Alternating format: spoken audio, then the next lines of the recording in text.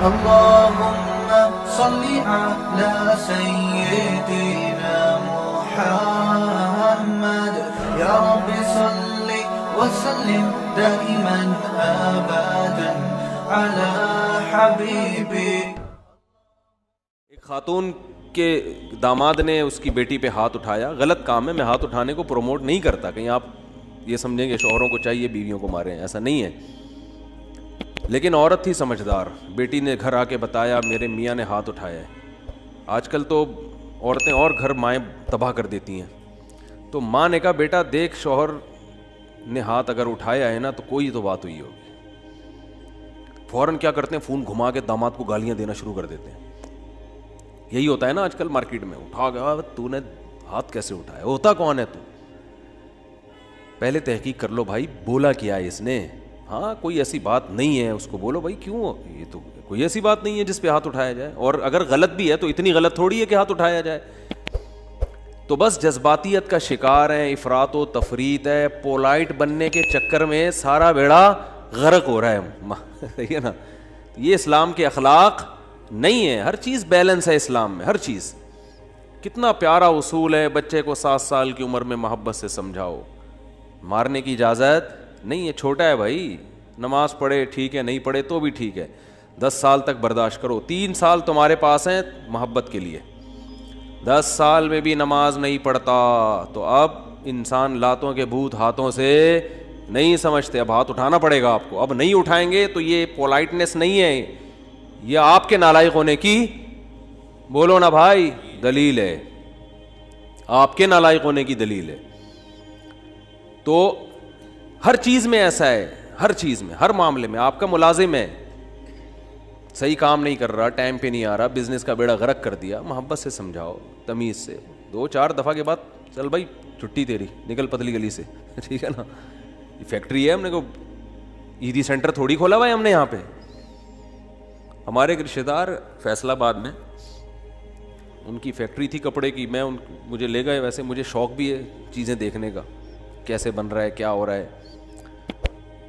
تو ملازم بڑے تمیز سے کام کر رہے ہیں.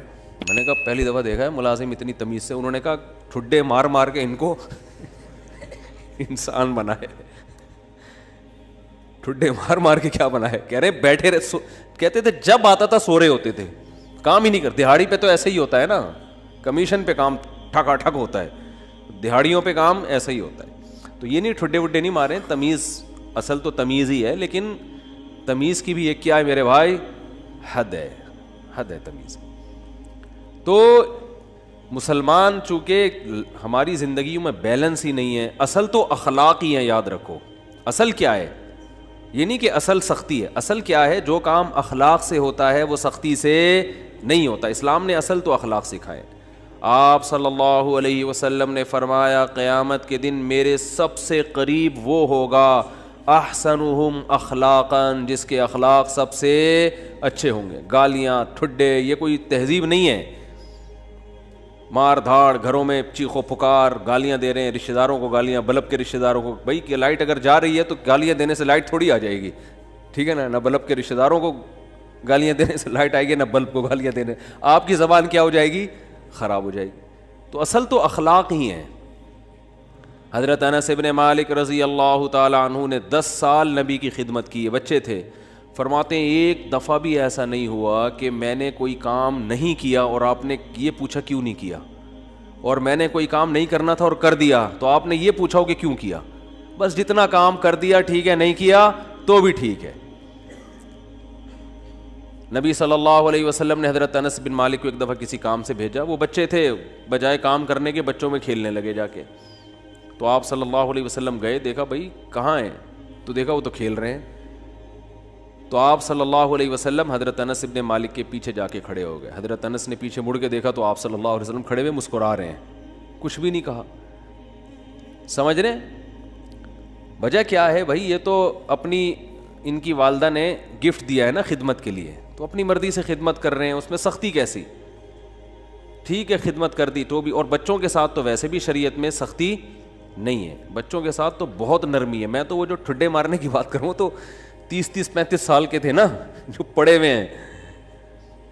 تو آپ صلی اللہ علیہ وسلم کے ہمیں سیرت میں سختی بھی ملتی ہے اور نرمی بھی. رحمت للعالمین. ایک ایتھیس نے اعتراض کیا یہ رحمت للعالمین ہے اور جناب گردنیں اڑانے کا حکم بھی دے رہے ہیں, یہ کیسے رحمت للعالمین ہے؟ بھائی رحمت للعالمین کا یہ مفہوم کہ کسی کو کچھ بھی نہ کہیں یہ رحمت نہیں ہے, یہ انسانیت کے لیے زحمت بن جائے گی یہ عادت, تو کیونکہ اس صفت کو فالو کرنا ممکن نہیں ہے. رحمت کا معنی ہر لحاظ سے جامع شخصیت ہیں آپ صلی اللہ علیہ وسلم.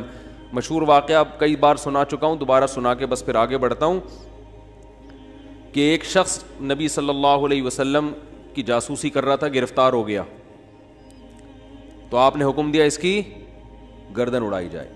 اب دیکھو گردن اڑانے کا حکم دینا بظاہر یہ رحمت کے خلاف ہے نا.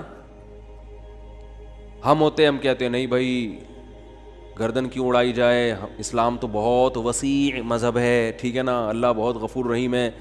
آپ صلی اللہ علیہ وسلم نے حکم کیا دیا گردن, کیونکہ نہیں اڑائی تو یہ اپنے ساتھیوں کے ساتھ ناانصافی ہوگی, کل دوبارہ جاسوسی کرے گا. ہمارے ساتھ پہلے اپنے لوگ ہیں, لیکن اس نے اپنی 6 بیٹیوں کا واسطہ دیا کہ میری 6 بیٹیاں ہیں, میں 6 بیٹیوں کا باپ ہوں, آئندہ نہیں کروں گا. آپ صلی اللہ علیہ وسلم کو اس پہ ترس آیا اور آپ نے اس کو چھوڑنے کا حکم دے دیا. دوبارہ گرفتار ہو گیا, دوبارہ کمبخت جاسوسی کر رہا تھا. پھر اس نے اپنی 6 بیٹیوں کا واسطہ دیا, مجھے نہ مارے میری 6 بیٹیاں ہیں. تو آپ نے کیا فرمایا, لا یلدغ المؤمن من جوہر مرتین, مسلمان ایک سوراخ سے 2 دفعہ نہیں ڈسا جاتا. حکم دیا اس کو مار دو, اس لیے کہ اس کی بیٹیوں کا خیال کریں یا اپنے ساتھیوں کا خیال کریں. کیسا بیلنس اس میں, اصل بتا دیا کہ اصل رحمت ہے. ایک روایت میں آتا ہے تخلقوا باخلاق اللہ, اللہ کی صفات اختیار کرو. اللہ کی صفت کیا ہے؟ جود و سخاوت ہے اس میں. اللہ کیا ہے؟ غیرت والا ہے. تو ہمیں بھی اپنے اندر کیا پیدا کرنی ہے؟ غیرت. تو اللہ کی صفت یہ ہے کہ قرآن حدیث میں آتا ہے کہ جب اللہ نے اس کائنات کو بنایا تو آئندہ کن اصولوں پہ یہ کائنات چلے گی, وہ اصول اللہ نے پہلے لکھ دیے. جب کوئی ملک وجود میں آتا ہے تو آئین پہلے بنتا ہے نا. کیا ہو گیا بھائی جان؟ آئین پہلے بنتا ہے, اس کے بعد اس آئین کے تحت قانون وضع ہوتے ہیں. تو اللہ نے سب سے پہلے جو چیز پیدا کی وہ قلم. حدیث میں یہ ہمیں سمجھانے کے لیے مثالیں دی گئی ہیں.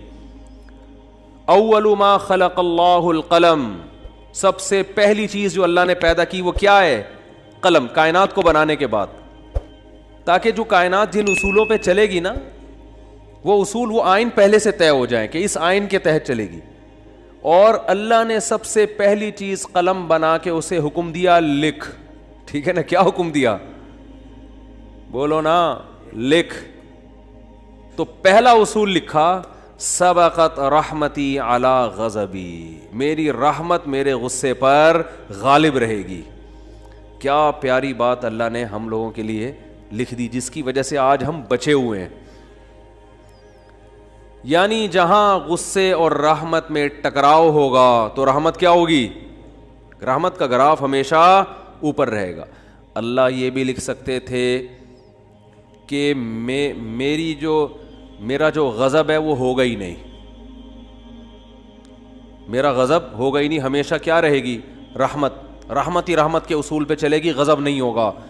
تو پھر لوگ پیغمبروں کی نہیں مانتے. قوم عاد, قوم سمود تباہ نہ ہوتی, قوم لوط تباہ نہ ہوتی, فرعون سمندر میں غرق نہ ہوتا پانی میں اور آگ میں نہ جلتا اور جہنم نہ ہوتی. تو اللہ نے یہ نہیں لکھا کہ میرا غضب ہوگا ہی نہیں, بلکہ اللہ نے لکھا کہ غضب بھی ہوگا, رحمت بھی. لیکن رحمت اور غضب میں جب ٹکراؤ ہوگا نا تو رحمت کو کیا کروں گا؟ غالب کروں گا. جیسے کوئی گناہگار جب توبہ کرتا ہے تو اس کی توبہ کا تقاضا ہے کہ معاف کیا جائے, سابقہ گناہوں کا تقاضا ہے کہ معاف نہ کیا جائے. تو جب ٹکراؤ ہوگا تو رحمت کو اللہ کیا کر دیں گے؟ غالب کر دیں گے. رحمت کو اللہ ہمیشہ غالب کریں گے. تو یہی نبی صلی اللہ علیہ وسلم کی بھی صفت کہ جب رحمت اور غضب میں ٹکراؤ ہوتا تو آپ صلی اللہ علیہ وسلم کی صفت رحمت کیا ہوتی؟ ہمیشہ غالب ہوتی. اس کی بہت ساری مثالیں ہیں. مشرکین مکہ نے کتنا ستایا. جب مکہ فتح ہوا تو آپ نے فرمایا لا تثریب علیکم الیوم, سب کو معاف کر دیا, ضرورت نہیں ہے تلوار چلانے کی. بھائی اب ان کو قتل کر کے کیا ملے گا ہمیں, ضرورت نہیں ہے. جو اللہ نے ہمیں غلبہ دینا تھا وہ دے دیا ہے. تو نہیں تلوار چلائی آپ صلی اللہ علیہ وسلم نے, بلکہ مشرکین کے جو سردار تھے ان کو الگ سے عزت دی آپ صلی اللہ علیہ وسلم نے. لیکن جہاں یہ جو جاسوس پکڑا گیا تو اس میں بھی معافی مانگی, 6 بیٹیوں کا حوالہ دیا. جب 6 بیٹیوں کا حوالہ دیا تو بیٹیاں ہونا اس کی علامت ہے کہ باپ پہ کیا کیا جائے, رحم. بیٹیوں کا کون پوچھے گا بعد میں. جاسوس ہونا اس کا تقاضا کرتا ہے کہ گردن اڑائی جائے. تو یہاں بھی رحمت اور غضب کیا ہو رہے ہیں, بولو بھائی, ٹکرا رہے ہیں. اس لیے آپ صلی اللہ علیہ وسلم نے کیا حکم دیا, چھوڑ دو. بیٹیوں کا واسطہ دے رہا ہے. دوبارہ جب پکڑا گیا ہے تو اب بھی اگر چھوڑنے کا حکم دے دیا جاتا تو اس کا مطلب صفت غضب ہے ہی نہیں. اور یہ بہت خطرناک چیز ہے کہ آپ کے اندر غضب کی اور انتقام کی صفت ہی ختم ہو جائے, انتقام لیس ہو جائیں. اس کا مطلب آپ قوم کے لیڈر نہیں بن سکتے, آپ قوم کو گائیڈ نہیں کر سکتے, آپ قوم خود بھی ڈوبو گے, قوم کو بھی ڈبو دو گے, آپ برباد ہو جاؤ گے. تو میں یہ اتنی ڈیٹیل میں اس لیے بیان کر رہا ہوں کہ یہی چیز ہمیں بھی اپنانے کی ضرورت ہے. اصل پیار ہے, اصل محبت ہے, اصل رحمت ہے, اس کو غالب رکھنا ہے ہمیشہ. لیکن انتقام لیس بولو نہیں بن جانا, غضب لیس بولتے کیوں نہیں, کیا ہو گیا, نہیں بننا ہے. ایسا نہیں ہو جانا کہ اتنے میٹھے کے جو بھی چائے نگل لے کھا کے. تو یہ جو علماء پہ لوگ اعتراض کرتے ہیں وہ یوں نہیں کیا تو ان کو غصہ کیوں آ گیا, کھڑے کھڑے سنا کیوں دی, یہ تو بھائی آدمی ہے, روٹی کھائیں گے تو غصہ آئے گا.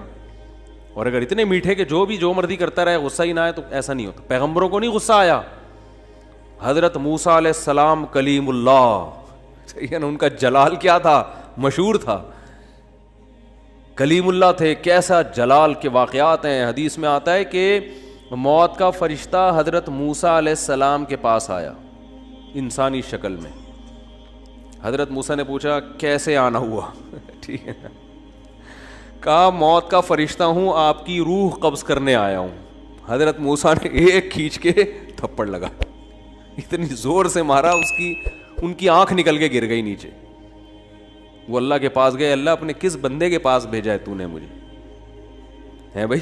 پتہ نہیں حضرت موسیٰ کو غصہ کس بات پر آیا, اسٹائل ان کا ایسا ہوگا, ہے بھائی, یا کیا وجہ, وہ تو حضرت موسیٰ ہی جانتے ہیں. ظاہر ہے پیغمبروں کو ناحق غصہ نہیں آتا, لیکن اللہ بس ایک حضرت موسیٰ کی جو جلالی صفت ہے نا اس کا اظہار کرنا چاہتے تھے کہ دشمنوں کو کہ ان سے بچ کے رہو, ٹھیک ہے. انہوں نے فرشتے کے تھپڑ لگا دیا, تھوڑا سا احتیاط رکھو ان سے.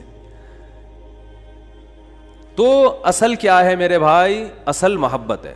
یہ میں اس لیے بتا رہا ہوں کہ بعض لوگ الٹی کوالٹی ہوتی ہے ان کے اندر. اصل غصہ ہے, جب دیکھ لیں غصہ جاری نہیں ہو رہا تو پھر تمیز پہ آ جاتے ہیں وہ, ٹھیک ہے نا. شروع میں کیا کرتے ہیں, غصہ اور مار دھاڑ اور گالیاں یہاں سے شروع کرتے ہیں پہلے, یعنی آپشن یہ ہوتا ہے ان کا.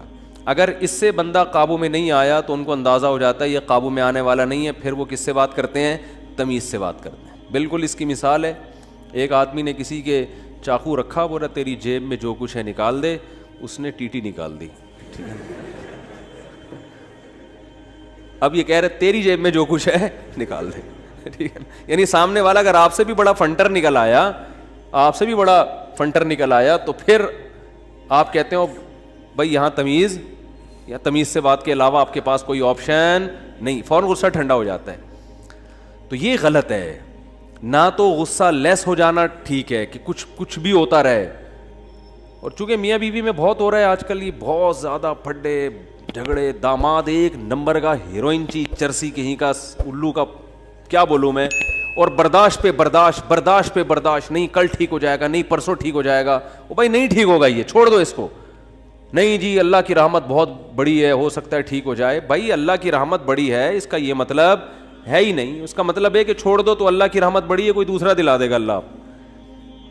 جب ثنا خان کو مفتی انس مل سکتے ہیں اور مفتی انس کو ثنا خان مل سکتی ہے, تو اس کا مطلب کسی کو کسی بھی ٹائم پہ کچھ بھی مل سکتا ہے. دو انتہائیں ہیں نا, ایک مولوی اور ایکٹریس کی آپس میں شادی ہو گئی, تو اس کا مطلب کسی کی کسی بھی ٹائم پہ کسی پہ بھی شادی ہو سکتی ہے. رشتوں کی کمی مارکیٹ میں نہیں ہے. تو ایسے ایسے الٹے الٹے لوگوں کو لوگ برداشت کر رہے ہیں کہ ہو سکتا ہے کل ٹھیک ہو سکتا ہے. بھائی ایک حد ہے, حد ہر چیز میں کیا ہے, ایک لمٹ ہے. اولاد بگڑی ہوئی ہوتی ہے, میں والدین کو کہتا ہوں بھائی اپنے بیٹے کو ایک حد تک تربیت کرو, نہیں آ رہا نا قابو میں, نکلو. بولو پتلی گری سے سامان گھر سے اٹھا کے کیا کرو, نکلو. زیادہ نہیں بدماشی ہے, تیرے باپ کا گھر ہے, تیرا گھر نہیں ہے. ہاں سارے 100% درست نہیں ہوتی اولادیں, کچھ تو باپ کو بھی برداشت کرنا پڑتا ہے اولاد کی خاطر, لیکن وہ بھی ایک حد ہے نا, حد سے زیادہ تھوڑی ہوتا ہے, حد سے زیادہ نہیں ہوتی کوئی بھی چیز. پھر اس میں ایک اصول یہ بھی ہے کہ یہ دیکھا جائے گا بڑا نقصان کس میں. لوگ کہتے ہیں اگر تعلق ختم کیا تو یہ ہو جائے گا, یہ ہو جائے گا.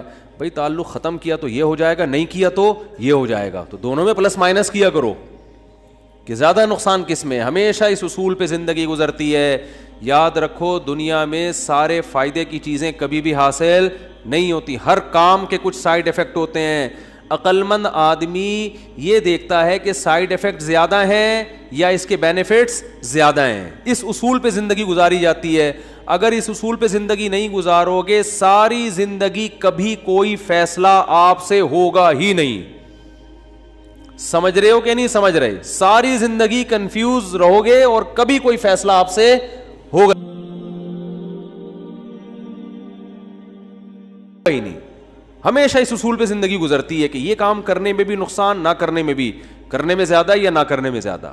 اس کو پلس مائنس کر کے فوراً رپورٹ مارکیٹ میں لایا کرو, ٹھیک ہے نا, اور رپورٹ خود تیار کرو, کرنا ہے بھائی کہ یہ سائیڈ افیکٹ ہیں اس کے, تو یہ برداشت کریں گے. جیسے اینٹی بائیوٹک ہے, کچھ سائیڈ افیکٹ ہوتے ہیں, اب ہوتے ہیں تو ہوتے رہیں, کیا خیال ہے. تو میں یہ عرض کر رہا تھا کہ اللہ تعالیٰ کا کیا اصول ہے. اللہ تعالیٰ نے بھی کتنی بڑی اللہ کی رحمت, لیکن اللہ نے اس کا ایک اصول اور ضابطہ بنا دیا کہ آخرت میں اس کو نہیں بخشوں گا جو مجھے نہیں مانے گا یا میرے ساتھ شرک کرے گا, کچھ بھی ہو جائے, چاہے پیغمبر کی سفارش کیوں نہ آ جائے, بلکہ پیغمبر پر پابندی لگا دوں گا کہ آپ کو ان کی سفارش کی اجازت نہیں ہے. یہ بہت بھائی, اس سے پتہ چلتا ہے ایمان بہت بڑی نعمت ہے. آج مسلم گھرانوں میں بات بات پر ایمان سے ہاتھ دھو بیٹھ